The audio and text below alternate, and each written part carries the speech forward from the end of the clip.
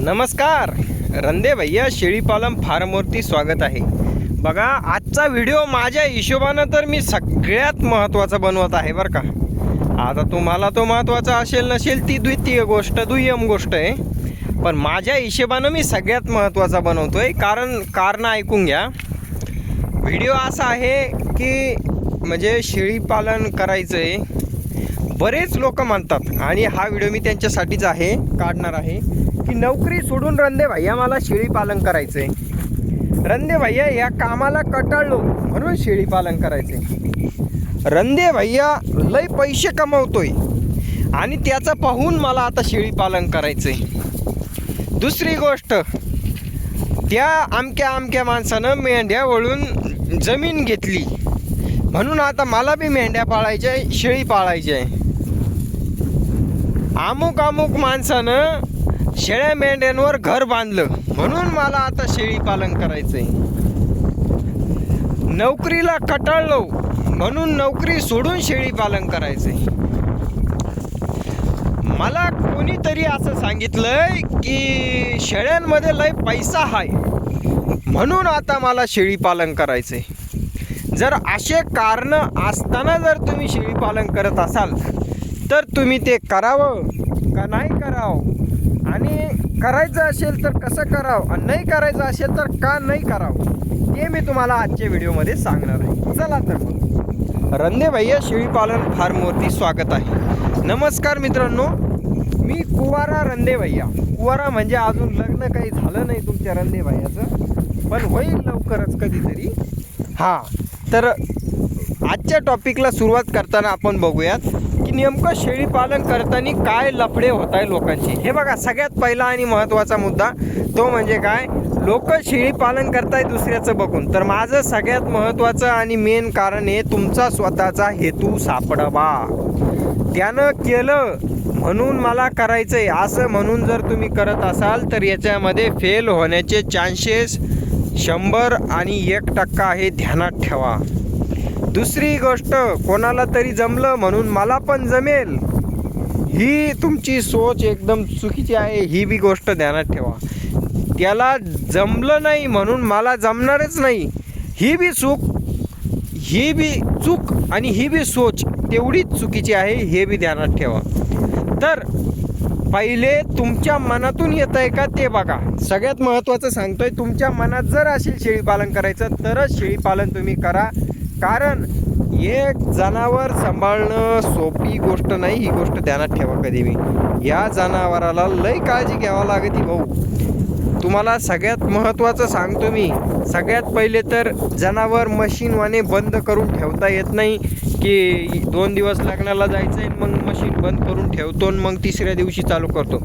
याला रोजच्या रोज तुम्हाला देखरेख करणंच आहे, रोजच्या रोज तुम्हाला चारा टाकणंच आहे, रोजच्या रोज तुम्हाला पाणी पाजणंच आहे। म्हणजे सगळ्या गोष्टी आल्या त्याच्यामध्ये ज्या रोजच्या रोज आपल्याला तुम्हाला कराव्या लागतात। तर मग शेळीपालन कसं करावं, का नाही करावं, हे बघा। सगळ्यात पहिला म्हणजे मला असा हेतू वाटला होता की बरेच लोक म्हणतात की नोकरी सोडून मला शेळीपालन करायचं आहे। आता हे बघा, हा व्हिडिओ तुमच्या जरी कामाचा नसेल पण तुम्हाला जर वाटत असेल की कोणीतरी जोडीदार आहे नोकरी सोडून शेळीपालन करणार आहे आणि त्याच्या मनात हा प्रश्न आहे तर 100% त्याला हा व्हिडिओ तुम्ही पाठवू शकता। चला मीच सांगतो तुम्हाला आता। हे बघा, सगळ्यात पहिले तर हे बघा, दुसऱ्याच्या वाहवाहीवर जाऊ नका। ॲक्च्युअल धंदा केल्यावर कधी काय होत असतं, बरेच लोक म्हणतात मी या नोकरीला कटाळलो आता ही नोकरी सोडून मला धंदा करायचा। धंदा हा 24/7 ड्युटी असते, ध्यानात ठेवा। 24/7 ड्युटी म्हणजे काय, तुम्हाला तरी नोकरीमध्ये एक फिक्स पेमेंट येतं आहे, इथं या धंद्यामध्ये काहीच खरं नाही आहे। पेमेंट कधी येईल, तुमचं 15,000चं पेमेंट आहे, इथं 30,000 होईल का त्या 15,000मध्ये आणखीन 15,000 मायनस जाशाल, हा धंद्याचा नियम आहे, याच्यामध्ये काही सांगता येत नाही। ही पहिली गोष्ट। 24 तास ड्युटी म्हणजेच धंदा असतो, ही गोष्ट ही तुम्ही तेवढीच ध्यानात ठेवा। तुमच्या डोक्यात जर असेल भरपूर पैसे कमवायचे त्याच्यासाठी शेळीपालन करेल तर तुम्ही ह्या गोष्टीसाठी बी तयार व्हा की एका रात्रीत सगळेच्या सगळे जनावरं मरून सुद्धा जाऊ शकतात, एका रात्रीत त्यांना काहीही होऊ शकतं।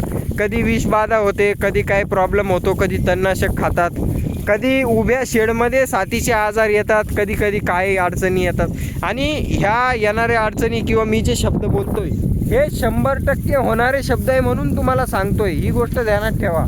म्हणजे काय, आता माझ्यासारखा जो माणूस 4 वर्षे सेट झालेला आहे, ज्यानं याच्यामध्ये 2-5 लाख रुपये कमवलेले, माझ्यासारख्याला हे सगळं बंद पडलं तरी पुन्हा चालू करायला काही वाटत नाही, किंवा माझ्याकडे एक XYZ कंपनीचं किंवा XYZ भांडवल तयार आहे, त्याच्यामुळं मी शून्य बी झालो तर पुन्हा उभा राहायला काय अडचण नाही. आता माझ्या समजा मी तर समजा काय म्हणते त्याला बिगर जमिनीवाला माणूस आहे, ज्याला आपण काय म्हणतो, तुम्हाला एक शब्द आहे त्याच्यासाठी, की माझ्याकडे जमीन नाही आहे, काही नाही आहे. जर माझे जनावरं मेले, मी जर कर्ज काढून शेळीपालन करेल असेल तर माझ्यासारखा बेकार माणूस कोण नाही. त्याच्यापेक्षा मला एक चांगली नोकरी चालू आहे 50-60 हजाराची, ती नोकरी सोडून जर मी शेळीपालन किंवा धंद्यात उतरत असेल तर माझ्यासारखा महामूर्ख माणूस कोणी नाही, ही गोष्ट ध्यानात ठेवा. दुसरी अजून एक गोष्ट सांगतो, कधीच मित्रांनो, कधीच, सगळ्यात महत्त्वाचा मुद्दा सांगतो तुम्हाला, कधीच चालू नोकरी सोडून डायरेक्ट या धंद्यात उतरू नका. नोकरी चालूमध्ये 2-5 शेळ्या ठेवून बघा. तुम्हाला ते जर जमलं, ते जर बरं वाटलं, वर्षभर तुम्ही केलं, 2 वर्ष केलं, त्याच्यानंतर ते वाढवा, त्याच्यानंतर त्याच्यामध्ये हात घाला. पण डायरेक्ट ते बंद करून जर तुम्ही शेळ्या पाळायच्या नादात उतरत असाल तर ही चुकी अजिबात करू नका, तुम्हाला सांगतो. त्याच्यानंतर शेळीपालन का करू नये ते तुम्हाला सांगतो मी. अजून सगळ्यात पहिलं, जर तुमच्या मागं लई कामं धंदे असतील, समजा माझ्याकडे 50 एकर जमीन आहे रंदे भैया आणि मला आता 50 शेळ्या सांभाळायच्या आहे, तर साहेब एक गोष्ट ध्यानात ठेवा, याला कंटिन्यू एक माणूस लागतो. तर ती एक गोष्ट तुम्ही ध्यानात ठेवा. आणि अजून एक सगळ्यात महत्त्वाची गोष्ट, जनावरांना स्वतः एक माणूस लागतो, घरचा माणूस लागतो. आता दुसरा मुद्दा, दुसरा पैलू, करावं का नाही करावं, किंवा करावं तर का करावं. कारण आता डिमोटिवेट केलं तर मोटिवेट करायचं कामसुद्धा माझंच आहे. हे बघा, जर तुम्हाला शेळीपालन करायचं असेल तर पहिले हेतू सापडून घ्या. याच्यामध्ये 3 टप्पे असतात. तुम्ही व्यावसायिकदृष्ट्या करताय की तुम्हाला फक्त घर चालवायसाठी करायचं आहे, तुम्हाला त्या शेळीपालनातून नेमकं हवं काय ते जर तुम्हाला सापडलं तर तुम्हाला शेळीपालन करणं सोपं जाईल. म्हणजे काय, हे बघा, माझ्यासारखा एखादा शेतकरी असतो ज्याला फक्त लाखभर रुपये जरी आले तरी मी खुश आहे. म्हणजे फक्त रंदे भैया मला कुठं 9,000 रुपयाच्या नोकरीला जायचं नाही आहे, मला माझ्या 10 शेळ्यांनी लाखभर रुपये जरी दिले तर मला फक्त माझा स्वतःचा धंदा हवा आहे. असं जर तुमची सोच असेल तर तुम्ही त्या हिशेबानं करा. मग अशा वेळेस काय होतं, एखाद्या वेळेस नशिबानं साथ जर दिली तर त्याच्यातूनच काहीतरी चांगलं होऊन जातं आणि तो धंदा वाढत चालतो. दुसरा मुद्दा, जर तुम्हाला व्यावसायिकदृष्ट्या करायचं असेल, 100-200 शेळ्या, रंदे भैया मला 100 शेळ्या तर ठेवायच्याच आहे, माझं टार्गेट आहे की मला वर्षाला 200 पिल्लं विकायचेच आहे, 10 लाख रुपये याच्यातून घ्यायचेच आहे. तर एक गोष्ट ध्यानात ठेवा, तुमचं हाडाचे काळं आणि रक्ताचं पाणी करायला डगायचं नाही, ही गोष्ट आधीच ध्यानात ठेवा. तुमचं जीव याच्यात जाणार आहे पूर्ण ते जनावरं सांभाळण्यामध्ये. या गोष्टीसाठी तुम्ही तयार राहा. पैसे 100% मिळतात, हजारो रुपये तुम्ही याच्यातून कमवू शकता, करोडो रुपये कमवू शकता. लोकांनी कमवलेत, मी कमवतोय लाखो रुपये, तर तुम्ही सुद्धा कमवू शकता. पण तीच गोष्ट, हाडाचं काढ आणि रक्ताचं पाणी करायला डगायचं नाही. त्याच्यानंतर तुम्ही शेळीपालन करत असाल की फक्त एक नॉर्मली जीवन जगायचं आहे, आता सगळ्या महामारीला थकलो, थोडेफार पैसे याच्यातून येतील आणि माझं जीवन साफ सुरळीत चालू राहील बास.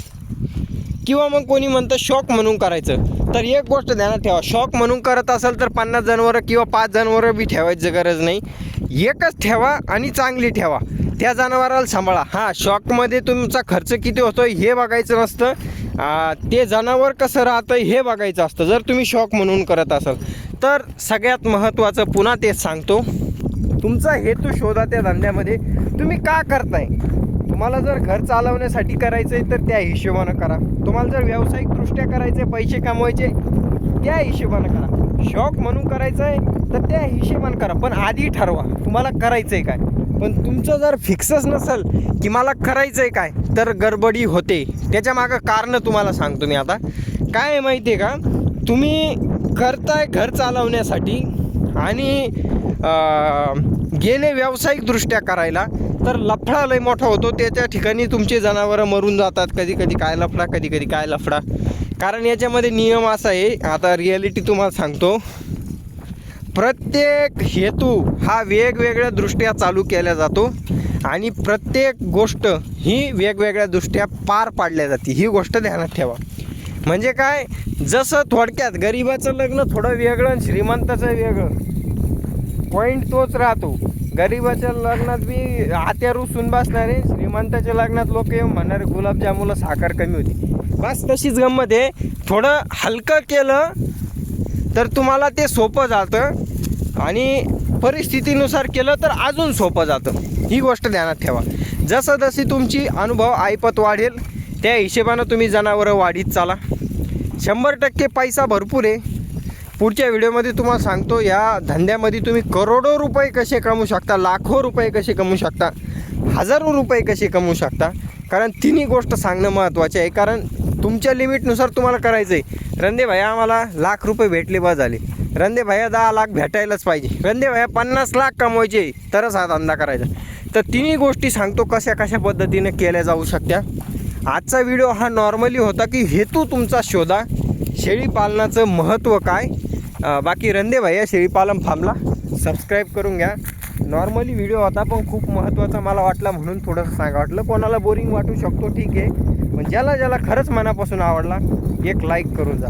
ज्याला ज्याला मेडिसिनच्या व्हॉट्सअप ग्रुपमध्ये ॲड व्हायचं आहे, 500 रुपये फीस त्याची आहे, त्यानं 87 66 93 14 08 या नंबरवर कॉन्टॅक्ट करायचा आहे. 87 66 93 14 08. 500 रुपये मात्र फीज आहे त्याची. चला धन्यवाद, बाय बाय. त्याच्यामध्ये मेडिसिन पूर्णपणे सांगितले जाते, तुम्हाला वर्षभर मार्गदर्शन केलं जातं आणि अजूनही शेळ्यांची माहिती तुम्हाला त्याच्यात भेटून जाईल. धन्यवाद.